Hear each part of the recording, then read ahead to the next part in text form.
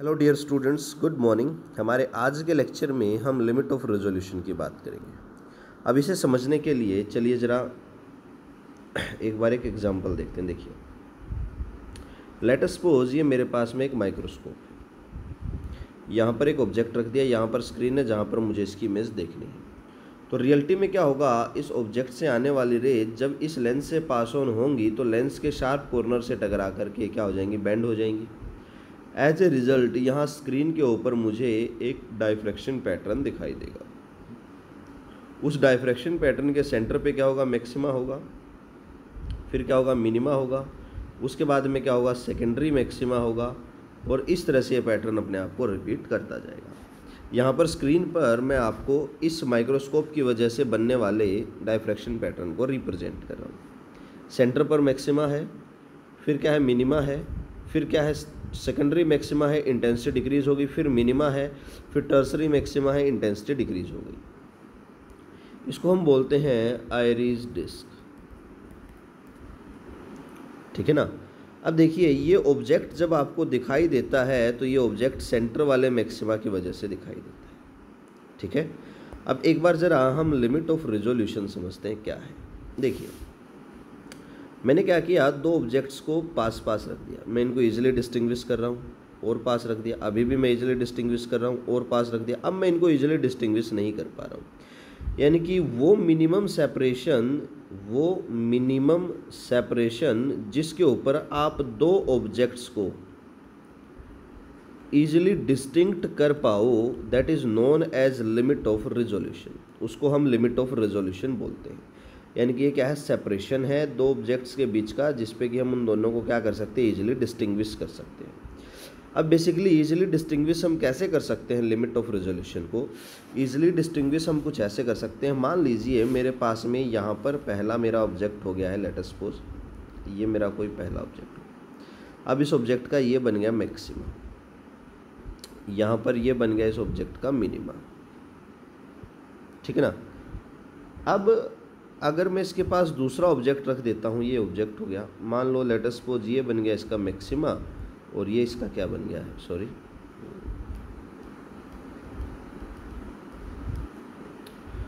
ये इसका बन गया, मान लीजिए मैक्सिमा इंटरसेक्ट कर रहा है, यहाँ पे हो सकता है इंटरसेक्ट कर जाए, और ये इसका क्या बन गया है, minima.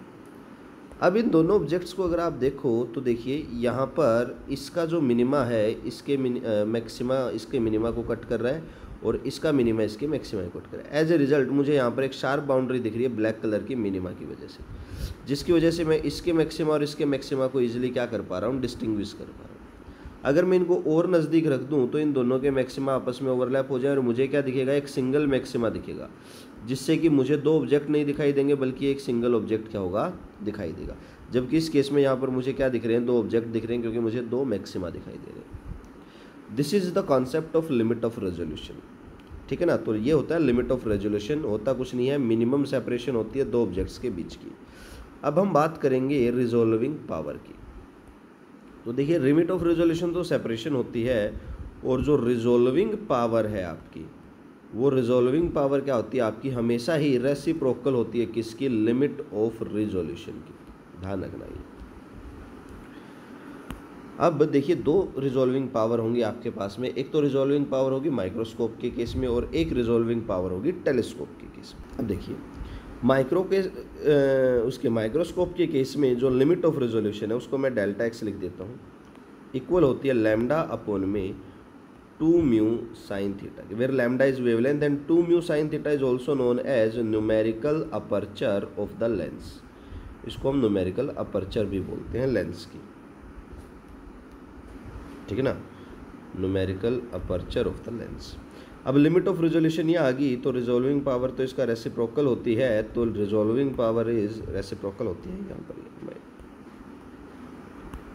Is equals to 2 mu sine theta divided by lambda. तो ये क्या आ गया आपके पास में, रिजोल्विंग पावर आ गई किसकी, माइक्रोस्कोप की। अब मैं देखता हूँ resolving power of telescope, delta x is equals to, telescope के केस में क्या होगा, ये हो जाएगा 1.22 लैम्डा बाई डी। डी कह दो चाहे आप ए कह दो, स्लिट विड्थ यानी कि बेसिकली जो भी आप कहना चाहें। और रिजॉल्विंग पावर क्या हो जाएगी यहाँ से A/1.22 लैम्डा। ठीक है, ये रिजॉल्विंग पावर का क्राइटेरिया जो है टेलीस्कोप के लिए रिले ने दिया था, इसको हम रिले क्राइटेरिया भी बोलते हैं। ये क्राइटेरिया आई थिंक एबेज ने दिया था, इसको हम एबेज क्राइटेरिया भी बोलते हैं। ठीक है, तो ये होती है रिजॉल्विंग पावर माइक्रोस्कोप की, ये होती है रिजॉल्विंग पावर टेलीस्कोप की। यहाँ पर लैम्डा वेवलेंथ है, ए स्लिट विड्थ है, यहाँ पर भी लैम्डा वेवलेंथ है, 2 म्यू साइन थीटा क्या आपके पास में न्यूमेरिकल अपर्चर है। अब देखिए लास्ट टॉपिक है अपना डॉपलर इफेक्ट इन लाइट। देखो जिस तरह से डॉपलर इफेक्ट इन साउंड होता है उसी तरह से डॉपलर इफेक्ट इन लाइट होता है। जो डॉपलर इफेक्ट इन लाइट है वो बेसिकली आपका बिग बैंग थ्योरी को सपोर्ट करता है। कैसे करता है देखिए, डॉपलर इफेक्ट इन लाइट का हम यूज़ करते हैं एस्ट्रोनॉमिकल फिनोमिना में ब्लू शिफ्ट और रेड शिफ्ट को चेक करने के लिए। अब हम जरा ये देखेंगे कि ये ब्लू शिफ्ट और रेड शिफ्ट क्या है। पहले जरा हम डॉपलर इफेक्ट इन लाइट का एक छोटा सा फॉर्मूला निकाल लेते हैं। अब देखिए डॉपलर इफेक्ट इन साउंड क्या कहता है, apparent frequency is equals to nu into में velocity of medium plus minus velocity of observer divided by velocity of medium plus minus velocity of source, ये sorry velocity of wave, medium नहीं, medium तो हमने include ही नहीं किया, यही कहता है। और ये कब होता है, जब रिलेटिव मोशन हो। तो जब रिलेटिव मोशन होता है साउंड के सोर्स और सुनने वाले ऑब्जर्वर के बीच में, तो हमें डॉपलर इफेक्ट का फिनोमेना देखने मिलता है। सेम केस है लाइट के, जब रिलेटिव मोशन होता है लाइट के केस में तो भी हमें डॉपलर इफेक्ट का फिनोमेना देखने को मिलता है। और मैंने आपको एक बात बता रखी है, Doppler effect in light in symmetric in nature. Doppler effect in light के केस में क्या होता है, सिमेट्रिक होता है, जबकि साउंड के केस में ये क्या होता है, एसिमेट्रिक होता है। तो ये बात मैंने आपको बता रखी है, याद भी रखनी है। अब यहाँ से देखिए जरा मैं एक छोटा सा फॉर्मूला निकाल लेता हूँ। कैसे निकालता हूँ जरा मैं, nu dash is equals to nu, मैं यहाँ से वी नोट को कॉमन निकाल लेता हूँ ऊपर से, तो plus minus v naught by v हो गया, और सॉरी वी नोट को नहीं, मैं वी को कॉमन निकाल लेता हूँ। ठीक है, तो ये वी रही। इसी तरह से नीचे भी मैंने वी को कॉमन निकाल लिया, 1 plus minus v s by v हो गया, ये कट गया मेरे पास। मैं इसको ऊपर ले जाता हूँ, तो मैं क्या लिखूँगा इसको, nu naught 1 plus minus v naught by v into में 1 plus minus v s by v, source की वेलोसिटी विद पावर -1। अब ये काम आपने बहुत किया हुआ है, अगर पावर -1 है तो आप -1 को आगे ले आते हो, बाइनोमियल एक्सपेंशन कर देते हो। तो मैंने यहाँ पर भी बाइनोमियल एक्सपेंशन कर दिया, nu is equals to 1 plus minus v naught by v, binomial expansion किया तो 1 plus minus v s by v, कोई फर्क नहीं पड़ेगा साइंस पे। अब मैं यहाँ पर अगर इन दोनों की मल्टीप्लाई करूँ तो मेरे पास में ये न्यू डैश आएगा, ये न्यू आएगा, nu dash is equals to nu 1 plus minus v naught by v into में वी एस बाई वी, ठीक है ना, प्लस माइनस क्या आ जाएगा वी नोट बाई वी, और प्लस माइनस में क्या आ जाएगा वी एस बाई। अब देखो इसको मैं क्या कर सकता हूँ, नेगलेक्ट कर सकता हूँ, क्योंकि स्पीड ऑफ लाइट बहुत ज़्यादा होती है और नीचे उसका स्क्वायर हो रहा है, इसको नेगलेक्ट कर दिया। तो nu dash is equals to nu into में क्या आएगा 1 plus minus v naught by v, और यहाँ पर मैं चाहूँ तो लिख सकता हूँ plus minus v s by we.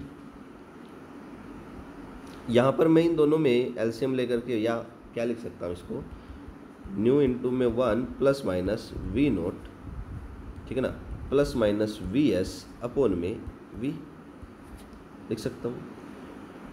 अब मैं ये जो v naught plus minus v s है इसको मैं लिख लेता हूँ कोई वेलोसिटी यू, रिलेटिव, ये रिलेटिव वेलोसिटी को रिप्रेजेंट कर रहा है बिटवीन सोर्स एंड ऑब्जर्वर। तो मैं बार बार इतना बड़ा लिखने की बजाय फाइनल फॉर्मूलेशन क्या करता हूँ इसकी, कि मेरे पास में जो वी फ्रीक्वेंसी डैश है वो क्या आ गया, ओरिजिनल फ्रीक्वेंसी इंटू में 1 plus minus relative frequency sorry relative speed divided by velocity of the wave आ गई है। तो ये जो फॉर्मूला है मेरे पास में, ये फॉर्मूला मेरा बन गया है डॉपलर इफेक्ट का formula. This is your Doppler effect. ठीक है, अगर मैं लाइट की बात करूं तो न्यू डैश किसके बराबर आ जाएगा, new 1 plus minus relative velocity divided by speed of light, कोई बड़ी बात नहीं है। आप अगर वेवलेंथ निकालना चाहें तो वेवलेंथ क्या हो जाएगी, C by lambda dash is equals to C by lambda 1 plus minus relative velocity upon में स्पीड ऑफ लाइट, सी से सी कट गया। यहाँ से एक स्टेप और हम आगे ले जा सकते हैं, तो क्या बनेगा, उसी तरह से कर दो, इसको lambda dash is equals to lambda reciprocal कर लिया तो ये बनेगा 1 plus minus you relative upon में सी की पावर -1। तो lambda dash is equals to lambda bracket खोल दी मैंने प्लस माइनस लैम्डा इंटू में you relative C. Lambda dash minus lambda इधर आ गया, lambda dash minus lambda is equals two plus minus lambda into में you relative upon में सी। Lambda dash minus lambda को change in lambda लिख सकता हूँ upon में lambda is equals two plus minus you relative upon में सी। यहाँ से मैं वेवलेंथ में चेंज निकाल सकता हूँ अब इजीली। तो ये मेरा चेंज इन वेवलेंथ है। अब देखिए जरा ब्लू शिफ्ट और रेड शिफ्ट का मतलब समझते हैं, ठीक है ना। इधर मैं लिख देता हूँ ब्लू शिफ्ट और इधर मैं लिख देता हूँ और रेड शिफ्ट। अब देखिए ब्लू शिफ्ट के केस में क्या होगा, देखो फ्रीक्वेंसी क्या थी, nu dash is equals to nu 1 plus और माइनस यू बाई सी थी। अब अगर हम देखें यहाँ पर दो प्लैनेट लेट अस सपोज एक दूसरे की तरफ आ रहे हैं या दो स्टार एक दूसरे की तरफ आ रहे हैं, तो इन दोनों की रिलेटिव वेलोसिटी जुड़ जाएगी, मैंने जोड़ दी।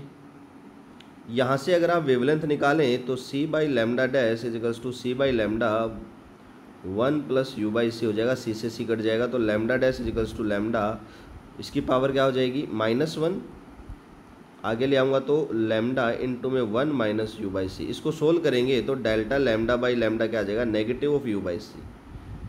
अब यहाँ पर इस नेगेटिव साइन का मतलब क्या है, इस नेगेटिव साइन का मतलब है कि आपकी जो वेवलेंथ है वो क्या हो रही है, डिक्रीज हो रही है। This is known as blue shift. और रियलिटी में बोलते क्या, ब्लू शिफ्ट का मतलब है जब दो स्टार्स या दो प्लैनेट्स के बीच की जो सेपरेशन है वो क्या हो रही हो, डिक्रीज हो रही हो। हमें कैसे पता लगा, हमें पता लगा कि जब आपके पास में उन दोनों प्लैनेट से लाइट आएगी, अगर मान लो आप एक इस प्लैनेट पर हो, दूसरे प्लैनेट से आने वाली लाइट को देख रहे हो और अगर उस लाइट की वेवलेंथ डिक्रीज होती हुई आपको दिख रही है, इसका मतलब है ये आपकी तरफ आ रहा है। इसी तरह से हम रेड शिफ्ट का केस निकालेंगे और रेड शिफ्ट में दो प्लैनेट कहाँ जाएंगे, एक दूसरे से दूर जाएंगे। जब ये एक दूसरे से दूर जाएंगे तो ये क्या बन जाएगा, 1 माइनस यू बाई सी। आप इसको सोल्व करेंगे तो डेल्टा लैम्डा बाई लैम्डा क्या बन जाएगा, यू बाई सी। इसका मतलब है आपकी जो फाइनल वेवलेंथ है वो इंक्रीज़ हो रही है, तो इस केस में लैम्डा क्या होगी, आपकी इंक्रीज़ होगी। और लैम्डा अगर इंक्रीज़ होती हुई दिखे, इसका मतलब है आपके जो दो प्लैनेट्स हैं उनकी जो सेपरेशन है वो भी क्या हो रही है, इंक्रीज़ हो रही है।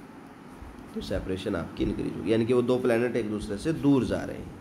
और जब हम काफ़ी सारे प्लैनेट्स की स्टडी कर रहे हैं और काफ़ी सारे स्टार्स की स्टडी कर रहे हैं तो हमने देखा उनकी लाइट में रेड शिफ्ट बहुत ज़्यादा है। रेड शिफ्ट बहुत ज़्यादा का मतलब है कि सारे प्लैनेट, सारी गैलेक्सी एक दूसरे से कहाँ जा रहे हैं, दूर जा रहे हैं।